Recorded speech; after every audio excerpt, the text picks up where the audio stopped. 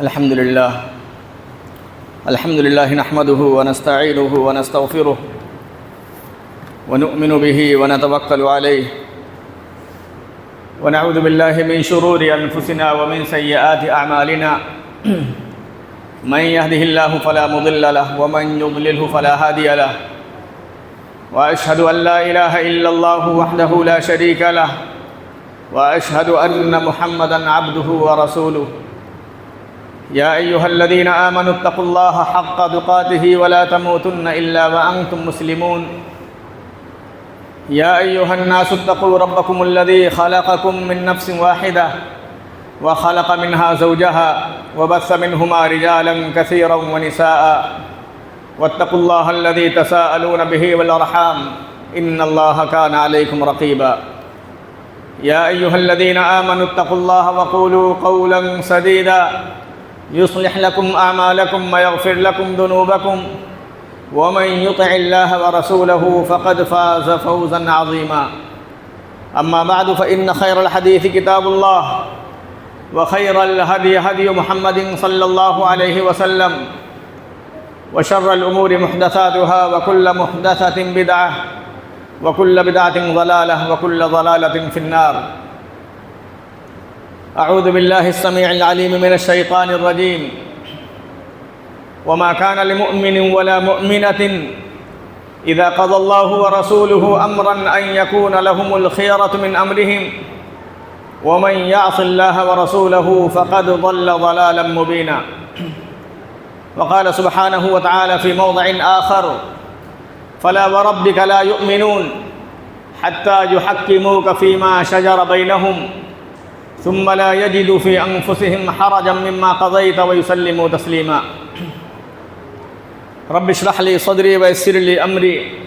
واحلل عقدة من لساني يفقهوا قولي سبحانك لا علم لنا إلا ما علمتنا إنك أنت العليم الحكيم اللهم علمنا ما ينفعنا وانفعنا بما علمتنا وزدنا علما محترم حاضرین جمعہ اور عزیز بچوں، آپ کے سامنے خطبہ مسنونہ کے بعد قرآن کریم کی 2 آیتیں ہم نے تلاوت کی ہیں۔ انہی آیتوں کی روشنی میں صحابہ کرام اور احکام الہی کی بجا آوری کے تعلق سے کچھ باتیں صحابہ کرام کی زندگی کے حوالے سے پیش کرنے کی کوشش کروں گا۔ ہم لوگ مسلمان ہیں اور عربی زبان میں ہمیں مسلم کہا جاتا ہے۔ مسلم عربی کا ایک لفظ ہے جو مشتق ہے اسلم یسلم اسلامن سے، جس کے معنی ہوتے ہیں حوالے کر دینا، سرنڈر کر دینا۔ ہمیں مسلمان اس لیے کہا جاتا ہے کہ لا الہ الا اللہ اور محمد الرسول اللہ صلی اللہ علیہ وسلم پڑھ لینے کے بعد ایک انسان اپنی ساری خواہشات کو اللہ اور اس کے رسول کے احکام کے حوالے کر دیتا ہے۔ آپ جس طرح چاہیں نہیں چل سکتے، جس طرح کھانا چاہیں نہیں کھا سکتے، جس طرح زندگی گزارنا چاہیں نہیں گزار سکتے، جس طرح بود و باش اختیار کرنا چاہیں نہیں اختیار کر سکتے۔ غرض ہے کہ آپ اپنی ساری خواہشات کو اللہ اور اس کے رسول کے احکام کے تابع کر دیا کرتے ہیں، اس لیے وجہ سے آپ کو مسلم کہا جاتا ہے، یعنی اپنے آپ کو اللہ اور اس کے رسول کے احکام و فرامین کے حوالے کر دینے والا۔ اس لیے ہم لوگ اس وقت تک صحیح معنوں میں مسلمان نہیں ہو سکتے جب تک ہم لوگ اپنی ساری خواہشات کو اللہ اور اس کے رسول کے احکام اور فرامین کے حوالے نہ کر دیں۔ صحابہ کرام ہماری زندگی کے لیے بلکہ انسانیت کے لیے سب سے خوبصورت آئیڈیل اور نمونہ ہے اس باب میں کہ انہوں نے احکام الہی کے سامنے کیسے سر تسلیم کو خم کیا، کیسے انہوں نے اپنی ساری خواہشات کی قربانی پیش کی، چاہے جان کی قربانی پیش کرنے کا مسئلہ ہو، مال کی قربانی پیش کرنے کا مسئلہ ہو، خواہشات کی قربانی پیش کرنے کا مسئلہ ہو۔ کہیں صحابہ کرام نے اللہ اور اس کے رسول کے احکام و فرامین کے آ جانے کے بعد تردد سے کام نہیں لیا، چاہے وہ کسی چیز کے بہت زیادہ رسیا رہے ہوں، بہت زیادہ اس کے دلدادہ رہے ہوں، لیکن اللہ اور اس کے رسول کا حکم آ جانے کے بعد، فرمان آ جانے کے بعد اللہ اور اس کے رسول کے احکام کی بجا آوری میں کبھی تردد نہیں کیا کرتے تھے۔ میں انہی کی زندگی کے چند نمونے آپ کے سامنے پیش کروں گا تاکہ ہم لوگ اپنی زندگی کا جائزہ لیں، محاسبہ کریں کہ ہم لوگ کہاں ہیں اور ہمارے اس امت کے رعیل اول یا سب سے پہلا قافلہ جو تھا اس کی زندگی کیسی تھی کتاب و سنت کے احکام و فرامین کے تعلق سے۔ دوستو، آپ جانتے ہیں ابو بکر صدیق رضی اللہ تعالی عنہ کو۔ ابو بکر صدیق رضی اللہ تعالی عنہ کو صدیق کہا جاتا ہے۔ ابو بکر صدیق رضی اللہ تعالی عنہ انبیاء کے بعد انسانوں میں سب سے افضل انسان ہیں، افضل الخلق بعد الانبیاء۔ انبیاء کے بعد سب سے افضل اگر کوئی ہے تو وہ حضرت ابو بکر صدیق رضی اللہ تعالی عنہ۔ اللہ کے رسول صلی اللہ علیہ وسلم کو جب اسراء و معراج پر لے جایا گیا، یعنی اسراء و معراج کا واقعہ آپ لوگ جانتے ہوں گے کہ اللہ کے رسول صلی اللہ علیہ وسلم کو ایک ہی رات میں مکہ سے بیت المقدس اور بیت المقدس سے اللہ کے رسول صلی اللہ علیہ وسلم کو جبریل علیہ السلام اپنی براق پر سوار کر کے 7ویں آسمان پر لے گئے۔ اللہ کے رسول صلی اللہ علیہ وسلم نے وہاں پر جنت و جہنم کی سیر کی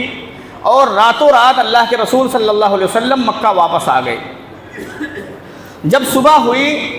تو ابو بکر صدیق رضی اللہ تعالی عنہ نے مکہ والوں کے سامنے رات میں جو واقعہ پیش آیا ہے آپ نے کھول کر کے بیان کیا کہ آج کی رات میں نے مکہ سے بیت المقدس کا سفر کیا،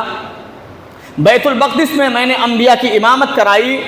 اور پھر بیت المقدس سے مجھے 7ویں آسمان پر لے جایا گیا اور 7ویں آسمان سے مجھے مکہ دوبارہ واپس کر دیا گیا۔ نہیں تھے اس زمانے میں، یہ چیز انتہائی حیرت انگیز تھی اور آج بھی حیرت انگیز ہے کہ کوئی انسان ایک ہی رات کے اندر 7ویں آسمان کا سفر طے کر کے واپس آ جائے۔ جب اللہ کے رسول صلی اللہ علیہ وسلم نے مکہ والوں کے سامنے یہ واقعہ بیان کیا تو مکہ والوں نے آپ کا مذاق اڑایا، کسی نے آپ کو بیوقوف کہا، آپ کو مجنون کہا اور لوگوں نے اپنے سروں پہ ہاتھ رکھ لیے، لوگ تالیاں مارنے لگے، مذاق اڑانے لگے اللہ کے رسول صلی اللہ علیہ وسلم کا۔ یہ کیسے ممکن ہو سکتا ہے؟ یہ بیوقوف، یہ پاگل، یہ دیوانہ، یہ کس طرح کی بات کر رہا ہے؟ کہا آج ابو بکر صدیق جو ہر بات میں محمد کو تسلیم کرتا ہے، جو بھی بات محمد کریم صلی اللہ علیہ وسلم ان کے سامنے رکھتے ہیں ساری باتوں کی ابو بکر تصدیق کرتا ہے۔ آج ابو بکر کو ہم لوگ زیر کر لے جائیں گے، ابو بکر بھی آج انکار کر بیٹھیں گے کہ ہاں ہمارا نبی جو محمد ہے، جو نبوت کا دعویٰ کیے ہوئے ہے، وہ حقیقت میں سچا نہیں ہے۔ بڑے خوش تھے اندر سے کہ آج ہم بازی لے جائیں گے۔ ابو بکر صدیق رضی اللہ تعالیٰ عنہ کے پاس آئے اور ابو بکر صدیق رضی اللہ تعالیٰ عنہ کے سامنے پورا واقعہ بیان فرمایا کہ تمہارا ساتھی ایسی ایسی باتیں کہہ رہا ہے، کیا تم اس بات کی تصدیق کر سکتے ہو؟ تو ابو بکر صدیق رضی اللہ تعالیٰ عنہ نے ایک مسلمان ہونے کے ناطے، ہمارا بحیثیت مسلمان بھی وہی عقیدہ اور پختہ یقین ہونا چاہیے کہ ہمارے رب نے جو بات کہہ دی یا ہمارے نبی کی زبان سے جو بات نکل گئی یا ہمارے نبی نے جو کام کر کے دکھا دیا اس کے اندر کبھی جھوٹ کی آمیزش ہو نہیں سکتی، اس میں تردد کیا ہی نہیں جا سکتا۔ آپ کا فیصلہ آ جانے کے بعد ہم دماغ کو استعمال کر ہی نہیں سکتے ہیں کہ اس کے اندر خیر ہے یا شر، نہیں۔ اللہ کے رسول کا فیصلہ آنے کے بعد ایک مسلمان کا شیوا ہونا چاہیے، سمعنا واطعنا، اے اللہ کے رسول میں اپنا سر تسلیم آپ کے فرامین، اللہ کے فرامین کے سامنے خم کرتا ہوں، اس لیے کہ ہماری اللہ اس کے رسول کے فرامین کے سامنے حیثیت کیا ہے؟ وما اوتیتم من العلم الا قلیلا، اے انسانوں تمہیں بہت تھوڑے سے علم سے نوازا گیا ہے، تم تھوڑے سے علم کے بالمقابل اللہ اس کے رسول کے احکام، اس کے علم کو چیلنج کرنا چاہتے ہو؟ اللہ کے رسول صلی اللہ علیہ وسلم کا جب یہ واقعہ حضرت ابو بکر صدیق رضی اللہ تعالیٰ عنہ کے سامنے بیان کیا تو ابو بکر صدیق رضی اللہ تعالیٰ عنہ کا جواب سنیں مسلمانوں، اور ہم آپ کے روش پر، نقش قدم پر چلنے کی کوشش کریں۔ آپ نے فرمایا ان کان قالہ فقد صدق، اگر ہمارے نبی کی زبان سے یہ بات نکلی ہے، اگر ہمارے نبی نے یہ بات کہی ہے تو وہ سچ ہے، میں اس کی تصدیق کرتا ہوں۔ سارے لوگ حیرت میں پڑ گئے۔ عجبا لک یا ابا بکر، تعجب ہے ابو بکر، کیا تم اس بات کی بھی تصدیق کرتے ہو؟ یہ تو پاگلوں اور مجنونوں اور دیوانوں کی بات ہے۔ ابو بکر صدیق رضی اللہ تعالیٰ عنہ کی بات سنیے، آپ نے فرمایا انا اصدقہ باکبر من ذلک، میں تو اس سے بھی بڑی بات کی تصدیق کرتا ہوں۔ اصدقہ بخبر السماء یأتیہ لیلا ونہارا، میں تو اس بات کی بھی تصدیق کرتا ہوں کہ محمد وہ ہیں جن کے پاس صبح و شام اللہ تبارک و تعالیٰ کی طرف سے آسمان سے وحی آتی ہے، خبریں آتی۔ میں اس بات کی بھی تصدیق کرتا ہوں کہ صبح و شام ہمارے نبی کے پاس اللہ کے فرامین آتے ہیں، اللہ کے احکام آتے ہیں، اللہ کی وحی آتی ہے، میں اس کی بھی تصدیق کرتا ہوں۔ تم اس بات کو منوانے کے لیے میرے پاس آئے ہو کہ محمد کہتے ہیں کہ میں نے ایک رات میں 7ویں آسمان کا سفر کیا ہے، بیت المقدس کا سفر کیا ہے، یہ میری نگاہوں میں انتہائی معمولی اور چھوٹی چیز ہے، میں اس سے بڑی بات کی تصدیق کرتا ہوں اپنے نبی کے حوالے سے۔ مسلمانوں، ہمارا یہ شیوا ہونا چاہیے اللہ اور اس کے رسول کے احکام و فرامین کے آ جانے کے بعد۔ اگر ہم صحیح معنوں میں مسلمان ہیں، اگر ہم صحیح معنوں میں اپنے آپ کو مسلمان کہنا چاہتے ہیں، قرآن میں اللہ تبارک و تعالیٰ فرماتا ہے فَلَا وَرَبِّكَ لَا يُؤْمِنُونَ حَتَّى يُحَكِّمُوكَ فِي مَا شَجَرَ بَيْنَهُمْ، تمہارے رب کی قسم ہے یہ لوگ مسلمان نہیں ہو سکتے، مومن نہیں ہو سکتے جب تک کہ اپنے اختلافی معاملات میں آپ کو اپنا حکم تسلیم نہ فرما لیں، اپنا فیصل نہ بنا لیں، اور پھر آپ کا فیصلہ آ جانے کے بعد اپنے دلوں میں ذرہ برابر تردد محسوس نہ کریں، تنگی محسوس نہ کریں۔ اگر اللہ اس کے رسول کے فرامین کے سامنے، فرامین کے بالمقابل اگر ہم اپنے سینوں میں تنگی محسوس کرتے ہیں کہ شاید کہ اس فیصلے کے اندر ہمارے لیے خیر نہیں ہے، اگر زکوٰۃ کی ادائیگی کا مسئلہ آتا ہے، ہمارا قرآن کہتا ہے کہ زکوٰۃ کی ادائیگی کرو، اگر آپ کے دلوں میں تنگی محسوس ہوتی ہے کہ زکوٰۃ کی ادائیگی سے میرے مال میں کمی آ جائے گی، ہمیں اپنے ایمان کا محاسبہ کرنا چاہیے، اپنے ایمان کا جائزہ لینا چاہیے، اس لیے کہ آپ قرآن فرماتا ہے ثم لا يجدوا في انفسهم حرجا مما قضيت ويسلموا تسلیما، اللہ اس کے رسول کا فیصلہ آ جانے کے بعد سر تسلیم ہم کر دیں، اپنے دلوں کے اندر اپنے ذرہ برابر تنگی محسوس نہ کریں۔ اگر آپ نے تنگی محسوس کی تو گویا کہ آپ کا ایمان مکمل نہیں ہے، آپ کا ایمان خطرے میں ہے۔ اسی طرح سے جب اللہ تبارک و تعالیٰ نے قرآن کریم کی آیت نازل فرمائی یا ایھا الذین آمنوا انما الخمر والمیسر والانصاب والازلام رجس من عمل الشیطان، میں اپنے خاص طور پر نوجوانوں کو مخاطب کرنا چاہوں گا۔ میں نے اس سے پہلے بھی اپنے نوجوانوں سے یہ درخواست کی تھی، خیرخواہ یہ بات کہی تھی کہ شراب کو چھوڑ دیجئے، نشہ اسلام میں حرام ہے، شراب ام الخبائث ہے، گناہوں کی جرائم کی ماں ہے، اس سے اجتناب کیجئے، پرہیز کیجئے۔ اگر آپ کو یہ لت پڑ گئی تو آپ دنیا کے دوسرے جرائم کرنے سے کبھی پرہیز نہیں کریں گے، دریغ نہیں کریں گے۔ دوستو، شراب ام الخبائث ہے، جرائم کی ماں ہے، اگر اس کے آپ رسیا ہو گئے تو دوسرے کام آپ کے لیے انتہائی آسان ہو جائیں گے۔ اہل مکہ شراب کے رسیا تھے، شراب ان کی گھٹیوں میں تھی، شراب کے دلدادہ تھے، اس لیے خمر، شراب ایک ایسی چیز ہے جس کو اللہ تبارک و تعالیٰ نے ایک بارگی حرام نہیں قرار دیا، بلکہ اللہ تبارک و تعالیٰ نے دھیرے دھیرے تدرج کے ساتھ آہستہ آہستہ مکہ والوں پر شراب کو حرام قرار دیا۔ اس لیے کہ آپ صلی اللہ علیہ وسلم نے فرمایا کہ اگر میں مکہ والوں سے کہتا کہ شراب کو چھوڑ دو، شراب حرام ہے، تو مکہ والے کہہ دیتے ہم شراب کو نہیں چھوڑ سکتے ہیں۔ اس لیے اللہ تبارک و تعالیٰ نے شراب کو بڑی آسانی کے ساتھ دھیرے دھیرے کر کے حرام دیا۔ بڑے رسیا تھے دوستو، لیکن مسلمان ہو جانے کے بعد ان کا شیوا یہ نہیں تھا جو آج ہمارا شیوا ہے، ان کا شیوا یہ تھا کہ اللہ کا حکم آیا سر تسلیم ہم کر دیجئے۔ آتا ہے کہ جب قرآن کریم کی آیت نازل ہوئی یا ایھا الذین آمنوا، اے ایمان والو، انما الخمر والمیسر، یہ شراب، یہ جوا، والانصاب والازلام، اور یہ پاسے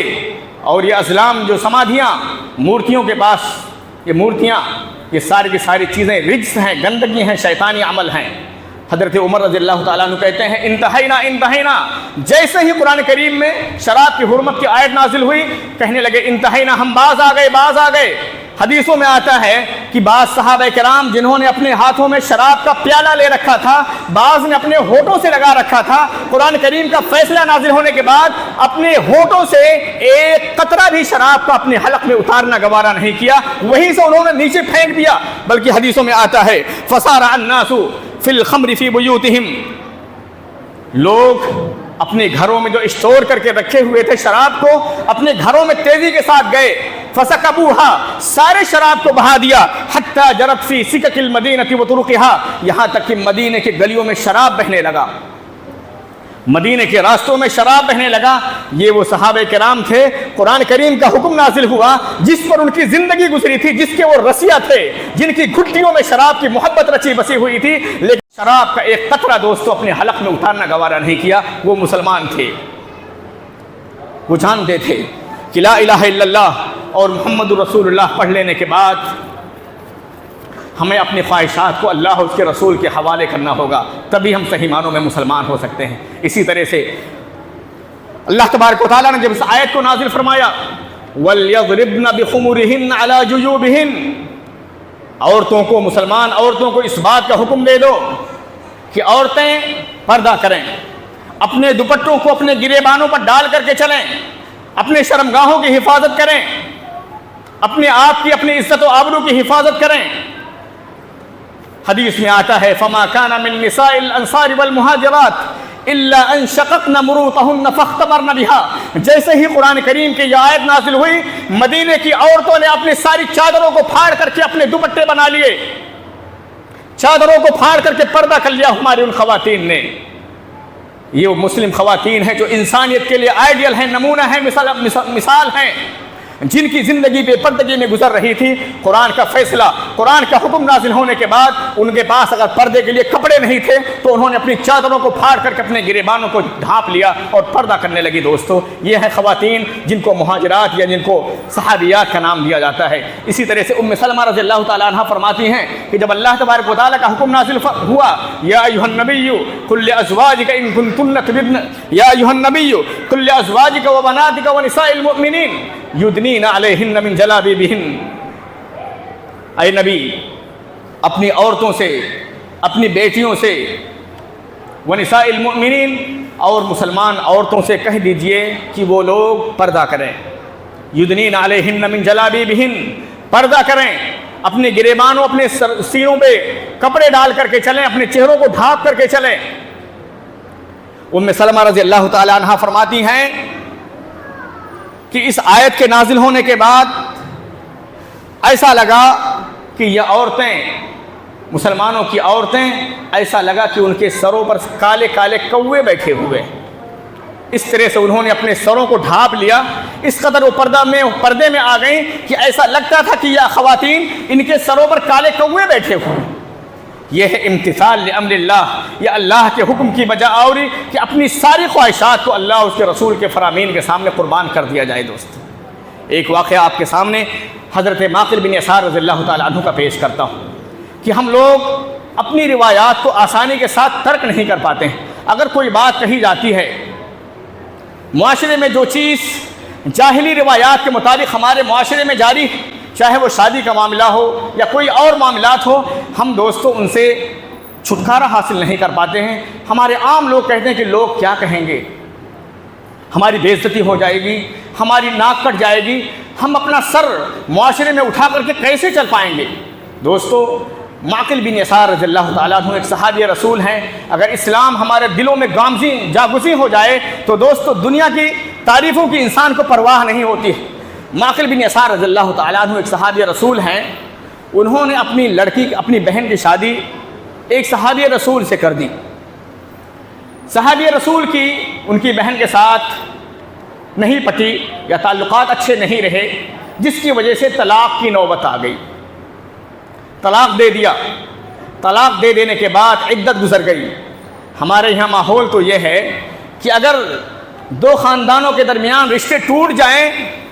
تو 10-20 سال تک دو خاندانوں کے درمیان سلام و کلام کا سلسلہ جاری نہیں رہ پاتا، ہم ایک دوسرے کا چہرہ نہیں دیکھ پاتے، 10 سال تک ایک دوسرے کے ساتھ کھانا پینا نہیں ہو پاتا ہے، سلام کلام کی بات تو بہت دیگر۔ حتیٰ کہ اگر خونی رشتوں میں یہ معاملہ پیش آ جائے، خونی رشتوں میں تب بھی تعلقات میں ایسی دراڑیں پیدا ہو جاتی ہیں، ایسی دوریاں پیدا ہو جاتی ہیں جنہیں ختم کرنا آسان نہیں ہوتا دوستو۔ یہ ہمارا معاشرہ ہے۔ یہ ماقل بن یسار رضی اللہ تعالیٰ عنہ کی بہن کی جب عدت پوری ہو گئی، بہت سارے لوگ پیغام نکاح لے کر کے آئے، انہی میں سے وہ شخص بھی آیا جس نے ان کو طلاق دیا تھا اور کہا کہ میں اپنی بیوی سے دوبارہ شادی کرنا چاہتا ہوں، مجھے اپنی بیوی کی ضرورت ہے، مجھ سے غلطی ہو گئی، میں دوبارہ شادی کرنا چاہتا ہوں۔ حضرت ماقل بن یسار رضی اللہ تعالیٰ عنہ بہت ناراض ہوئے، یا لکع، تھوڑا غصے کے ساتھ آپ نے فرمایا کہ میں نے زوجتک و اکرمتک بہا، میں نے تمہاری اس سے شادی کی، میں نے تمہاری تکریم کی، میں نے تمہاری عزت افزائی کی اور تم نے اسے طلاق دے دیا، واللہ کبھی دوبارہ تمہارے عقد میں میری بہن واپس نہیں آ سکتی، کبھی نہیں واپس آ سکتی۔ اللہ تبارک و تعالیٰ نے یہ جانا کہ اس شوہر کو اپنی بیوی کی ضرورت ہے، اسی بیوی کی ضرورت ہے اور اس بیوی کو اپنے شوہر کی ضرورت ہے۔ انہوں نے دعا کی ہوگی، اللہ تبارک و تعالیٰ کی بارگاہ میں گڑ گڑائے ہوں گے۔ اللہ تبارک و تعالیٰ نے قرآن کریم کے ایک آیت نازل فرمائی کہ اے لوگو، وَإِذَا طَلَّقْتُمُ النِّسَاءَ فَبَلَغْنَ أَجَلَهُنَّ فَلَا تَعْضُلُوهُنَّ أَن يَنكِحْنَ أَزْوَاجَهُنَّ إِذَا تَرَاضَوْا بَيْنَهُم بِالْمَعْرُوفِ، کہ اگر تم اپنی عورتوں کو طلاق دے دو، عدت پوری ہو جائے اور پھر وہ بخوشی دوبارہ اسی شوہر سے شادی کرنا چاہے یا بیوی اپنے شوہر سے شادی کرنا چاہے، شوہر اپنی بیوی کی طرف پلٹنا چاہے تو انہیں روکو نہیں، منع مت کرو۔ قرآن کا فیصلہ نازل ہوا، قرآن کا حکم نازل ہوا۔ حضرت ماقل بن یسار رضی اللہ تعالیٰ عنہ نے انتظار نہیں کیا کہ وہ شخص میری بہن کے پاس یا میرے پاس دوبارہ آئے، شادی کا پیغام دے، بذات خود اس کے پاس پہنچ گئے اور جا کر کے ان سے شادی کر دی، اپنی بہن کی شادی کر دی۔ یہ روایات کو اپنے پیروں کو کچل دیا، اپنے خواہشات کو کچل دیا، کس کے سامنے؟ اللہ اس کے رسول کے احکام فرامین کے سامنے۔ قرآن کا فیصلہ نازل ہوا، معاشرے کی روایات کو اپنے پیروں سے کچل دیا۔ دوستو، معاشرے کی روایات، یہ ہماری روایات اللہ اس کے رسول کے فیصلوں کے سامنے کوئی حیثیت نہیں رکھتی اگر ہم صحیح معنوں میں مسلمان ہیں، اگر ہم صحیح معنوں میں اپنے آپ کو مسلمان بنانا چاہتے ہیں دوستو، اور ہم چاہتے ہیں کہ ہمارا ٹھکانہ جنت ہو، ہم جنت کے مکین بنیں، ہمارا معاشرہ اسلامی معاشرہ بنے، تو دوستو ہمیں صحیح معنوں میں اپنے آپ کو مسلمان ثابت کرنا ہوگا، یعنی وہ انسان جو اپنے آپ کو، اپنی خواہشات کو اللہ اس کے رسول کے حوالے کر دیا کرتا ہے۔ دوستو، ایک صرف بات کہہ کر کے بات کو ختم کروں گا، اور انشاءاللہ العزیز دوبارہ موقع ملا تو اس موضوع کو دوبارہ انشاءاللہ العزیز مزید تکمیل کرنے کی یا مکمل کرنے کی کوشش کروں گا۔ حضرت ابو بکر صدیق رضی اللہ تعالیٰ عنہ، آپ کی بیوی حضرت عائشہ رضی اللہ تعالیٰ عنہ پر زنا کا الزام لگایا گیا۔ کچھ لوگوں نے ایک جنگ کے موقع پر حضرت عائشہ رضی اللہ تعالیٰ عنہ قضاء حاجت کے لیے چلی گئیں، کچھ لوگ آئے، ان کی ڈولی کو اٹھا لیا، انتہائی ہلکی پھلکی تھی، انہیں اندازہ نہیں ہوا کہ عائشہ رضی اللہ تعالیٰ عنہ ڈولی کے اندر موجود ہے کہ موجود نہیں ہے۔ انہوں نے ڈولی کو اٹھایا اور لے کر کے چل پڑے۔ عائشہ رضی اللہ تعالیٰ عنہ قضاء حاجت کے لیے گئی تھی، پیچھے رہ گئیں، ان کا ہار گم ہو گیا تھا، تلاش کرنے کے لیے نکلی تھی، گم جو ہے پیچھے رہ گئیں۔ ایک صحابی رسول جن کو فوج کی بقیہ چیزوں کی جانکاری کے لیے یا آخری چیز جو ہوتی ہے اس کی جانکاری کے لیے، جانچ پڑتال کے لیے کسی کو چھوڑ دیا جاتا تھا کہ دیکھیں صحابی صفوان بن معطل رضی اللہ تعالیٰ عنہ غالباً ہیں، ان کو چھوڑ دیا گیا، اس کی ذمہ داری ان کو سونپی گئی تھی۔ صفوان بن معطل رضی اللہ تعالیٰ عنہ نے جب عائشہ رضی اللہ تعالیٰ عنہ کو دیکھا تو حیران ہو گئے، اور انہوں نے عائشہ رضی اللہ تعالیٰ عنہ کو دیکھا نہیں، عائشہ رضی اللہ تعالیٰ عنہ کو مختصر انداز میں انہوں نے اپنے اونٹ پر سوار کر کے مدینہ لے کر کے آ گئے۔ الزام لگایا گیا کہ عائشہ رضی اللہ تعالیٰ عنہ نے نعوذ باللہ زنا کیا ہے، بدکاری کی ہے۔ عائشہ رضی اللہ تعالیٰ عنہ اس الزام کے نتیجے میں بہت زیادہ پریشان ہوئیں، بہت زیادہ دکھ درد کا سامنا کیا، بیمار ہو گئیں، مہینے بھر پریشان رہیں، روتی بلکتی رہیں۔ اللہ کے رسول صلی اللہ علیہ وسلم بھی کوئی فیصلہ نہیں فرما رہے تھے کہ میں کیا کروں۔ بہت سارے لوگ مدینے کے کہہ رہے ہیں کہ ہاں عائشہ سے زنا کا الزام، زنا کا جرم ثابت ہوا ہے، زنا کیا ہے، اور لوگوں نے کہا نہیں، عائشہ سے کبھی ایسی غلطی ہو ہی نہیں سکتی ہے، عائشہ سے اس غلطی کا صدور نہیں ہو سکتا۔ انہی میں سے حضرت ابو بکر صدیق رضی اللہ تعالیٰ عنہ کے انتہائی قریبی رشتہ دار تھے مصطح بن اساسہ رضی اللہ تعالیٰ عنہ، انہوں نے بھی انہی لوگوں کا ساتھ دے دیا جو حضرت عائشہ پر بدکاری کا الزام لگا رہے تھے، نعوذ باللہ من ذالک۔ ایک مہینے کے بعد اللہ تبارک و تعالیٰ نے عائشہ رضی اللہ تعالیٰ عنہ کی براءت کے سلسلے میں آسمان سے قرآن کریم کی آیتیں نازل فرمائیں کہ عائشہ سے گناہ کا صدور نہیں ہوا ہے، عائشہ بری ہیں، پاک ہیں۔ سورہ نور میں آپ اس کی تلاوت کر سکتے ہیں۔ ابو بکر صدیق رضی اللہ تعالیٰ عنہ کو بڑی ذاتی تکلیف ہوئی، بہت زیادہ دلی تکلیف ہوئی کہ میں وہ انسان، میرا قریبی رشتہ دار ہے، انتہائی فقیر ہے، قلاش ہے، محتاج ہے، میں اس کا کفیل ہوں، میں اس کی حاجت روائی کرتا ہوں، میں اس کی ساری ضروریات کی تکمیل کرتا ہوں، میں اس کی کفالت کرتا ہوں، کھانے پینے کا انتظام کرتا ہوں، اور اس نے بھی غیروں کا ساتھ دے دیا ہے۔ تو حضرت ابو بکر صدیق رضی اللہ تعالیٰ عنہ کو بہت دلی تکلیف ہوئی، اور آپ نے قسم کھا لی کہ میں اب مصطح بن اساسہ پر کوئی خرچ نہیں کروں گا۔ لیکن اللہ تبارک و تعالیٰ کو یہ ادا پسند نہیں آئی۔ اللہ تبارک و تعالیٰ نے قرآن کریم کی آیت نازل فرمائی سورہ نور کے اندر، وَلَا يَأْتَلِ أُولُو الْفَضْلِ مِنْكُمْ وَالسَّعَةِ أَنْ يُؤْتُوا أُولِي الْقُرْبَى وَالْمَسَاكِينَ وَالْمُهَاجِرِينَ فِي سَبِيلِ اللَّهِ وَلْيَعْفُوا وَلْيَصْفَحُوا أَلَا تُحِبُّونَ أَنْ يَغْفِرَ اللَّهُ لَكُمْ۔ اہل فضل کو، جن کو اللہ تبارک و تعالیٰ نے فضل سے نوازا ہے، انہیں اس بات کی قسم نہیں کھانی چاہیے کہ وہ لوگ فقراء، مساکین اور رشتہ داروں پر خرچ نہیں کریں گے، انہیں اس بات کی قسم نہیں کھانی چاہیے۔ الا تحبون ان یغفر اللہ لکم، کیا تم نہیں چاہتے ہو کہ اللہ تبارک و تعالیٰ تمہیں بخش دے، تمہیں معاف فرما دے؟ ابو بکر صدیق رضی اللہ تعالیٰ عنہ کے کانوں سے جیسے ہی آیت ٹکرائی، فوراً اپنے فیصلے پر نادم ہوئے، شرمندہ ہوئے، کہا بلا احب ان یغفر اللہ لی، کیوں نہیں میں چاہتا ہوں کہ اللہ تبارک و تعالیٰ مجھے بخش دے، مجھے معاف فرما دے۔ اور حضرت ابو بکر صدیق رضی اللہ تعالیٰ عنہ جنہوں نے خرچ نہ کرنے کی قسم کھائی تھی، باز آ گئے، توبہ کر لیا، اور اپنے قریبی رشتہ دار مصطح بن اساسہ رضی اللہ تعالیٰ عنہ پر دوبارہ خرچ کرنا شروع کر دیا۔ کیا ہمارے اندر ایسا جذبہ ایمانی ہے دوستو؟ کیا ہم ان نماذج، ان مثالوں کے سامنے اگر ہم اپنے آپ کو تولنے کی کوشش کریں، کیا ہمارا اسلام ہزاروں اسلام کے حصے میں سے ایک حصے کے برابر ہو سکتا ہے؟ دوستو، اپنے نوجوانوں کے لیے ایک بات کہہ کے اپنی بات ختم کرتا ہوں۔ حضرت حنظلہ رضی اللہ تعالیٰ عنہ، آج ہمارے نوجوانوں کو اپنی ادنا سے خواہش کی قربانی کا حوصلہ ان کے دلوں کے اندر نہیں پایا جاتا، محروم ہیں ہم لوگ۔ حنظلہ رضی اللہ تعالیٰ عنہ جنہیں غسیل الملائکہ کا لقب دیا گیا، یعنی وہ انسان جس کو فرشتوں نے غسل دیا، اللہ اور اس کے رسول کے احکام کی بجا آوری کا جو جذبہ، جو حوصلہ ان کے دلوں میں تھا،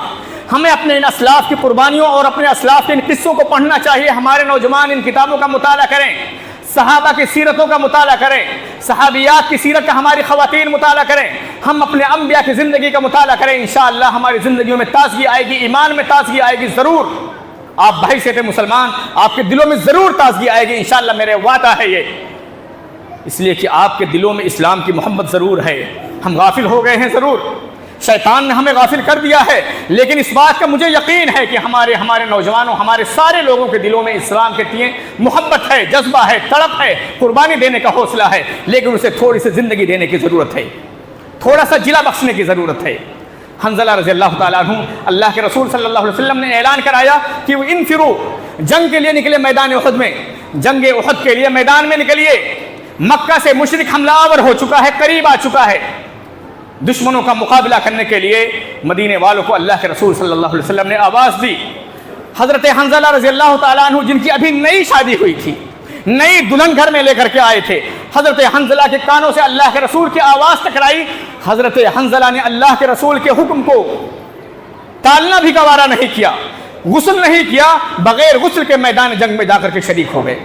اللہ کا فرمان آ جائے، رسول کا حکم آ جائے، رسول کا اعلان آ جائے، جان کی قربانی پیش کرنے کے لیے، اسلام کی سربلندی کے لیے اپنے جان و مال کی قربانی کی ندا آ جائے اور ہم پیچھے رہ جائیں، یہ انہوں نے گوارا نہیں کیا۔ نہانا گوارا نہیں کیا، غسل فرمانا گوارا نہیں کیا، اور اسی جنوبی کی حالت میں، جنوبی ہونے کی حالت میں جنگ میں جا کر کے شہید ہو گئے، شریک ہوئے اور شہید کر دیے گئے۔ جب ان کی لاش کو دیکھا گیا تو دیکھا گیا کہ ان کے جسم سے پانی کے قطرات ٹپک رہے ہیں شہادت کے بعد۔ تو اللہ کے رسول صلی اللہ علیہ وسلم کو خبر دی گئی آسمان سے کہ یہ حنظلہ ہیں جو جنوبی تھے، ان کو فرشتوں نے غسل دیا ہے۔ یہ ہے اللہ اس کے احکام کی بجا آوری اور فرامین کی بجا آوری۔ دوستو، ہم بھی اگر ہم صحیح معنوں میں مسلمان ہونا چاہتے ہیں کہ ہم بھی جنت کے مکین بنیں، فردوس اعلیٰ ہمارا ٹھکانہ ہو، تو دوستو ہمیں بھی اللہ اور اس کے رسول کے احکام و فرامین کے سامنے سر تسلیم خم کرنے کا اپنے اندر حوصلہ پیدا کرنے کی کوشش کرنا چاہیے۔ اللہ تبارک و تعالیٰ ہمیں سچا مسلمان بنائے، سچا ایمان والا بنائے، ہمیں نبی کا، اللہ کا سچا شہدائی بنائے۔ ہم نے جو کلمہ پڑھا ہے لا الہ الا اللہ محمد رسول اللہ صلی اللہ علیہ وسلم، اس کلمے کے پڑھ لینے کے بعد ہمارے سروں پر، ہمارے کندھوں پر بہت ساری ذمہ داریاں عائد ہو جاتی ہیں۔ اے اللہ ہمیں ان ساری ذمہ داریوں کو بحسن خوبی انجام دینے کی توفیق عطا فرمائے۔ اے اللہ ہمیں صحابہ کرام کے نقش قدم پر چلنے کی توفیق عطا فرمائے۔ صحابہ کرام کی زندگیوں سے اے اللہ ہمیں سبق لینے کی توفیق عطا فرمائے۔ اے اللہ ہماری خواتین، ہماری ماؤں اور بہنوں کو صحابیات کی زندگی سے سبق لینے اور انہیں آئیڈیل بنا کر کے اپنی زندگیوں کے اندر تبدیلی پیدا کرنے کی توفیق عطا فرمائے۔ آمین ثم آمین۔ وآخر دعوانا الحمدللہ رب العالمین۔